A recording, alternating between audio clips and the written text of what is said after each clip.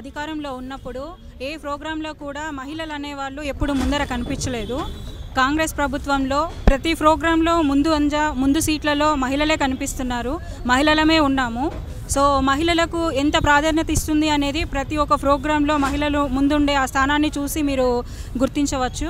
And ఇంకొకటి ఏంటంటే రేవంత్ రెడ్డి గారు ప్రతి ఒక్క మహిళ గురించి ఆలోచించి ఫస్ట్ ఆర్టీసీ బస్సు ఫ్రీ అన్నారు, తర్వాత గ్యాస్ సిలిండర్ గురించి చెప్పారు, పవర్ బిల్ గురించి ఇచ్చారు, అన్ని ఫ్రీ పథకాలు ఫ్రీగా ఇచ్చారు, పెట్రోల్ బంకులు ఇచ్చారు. మహిళలకి ఏమేం కావాలనేది ప్రతి ఒక్కటి ఇంటికి పెద్ద కొడుకుగా ప్రతి ఒక్క ఆడబిడ్డకి అన్నగా ఆలోచించి అన్నీ అమలు పరుస్తున్నారు.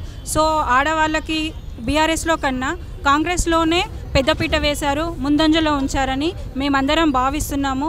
అందుకే మేమందరం ఆయనకి తోడుగా నీడగా అండగా దండగా నిలబడి మేమందరం జై కాంగ్రెస్ జై కాంగ్రెస్.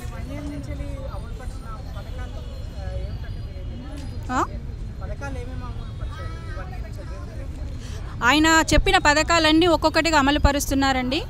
ప్రతి ఒక్క పథకాన్ని ఆయన అమలు పరుస్తూనే ఉంటారు. ఇంకా చెప్పని పథకాలని కూడా ఆయన ముందుకు తీసుకొచ్చే ఆలోచనలోనే ఉన్నారు.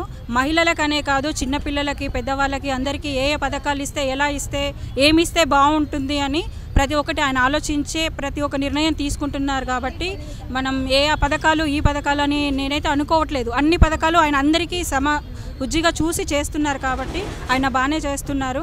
ఈ అపోజిషన్ వాళ్ళకి నచ్చదు కాబట్టి వాళ్ళు ఏదో ఒకటి మాట్లాడాలి, వాళ్ళకి మాట్లాడడానికి మ్యాటర్ ఏమి ఉండదు కాబట్టి ఏదో ఒకటి మాట్లాడుతూనే ఉంటారు. అవన్నీ మేము పట్టించుకోవాల్సిన అవసరం కూడా మాకు లేదు. Subscribe us and press the bell icon for more interesting updates.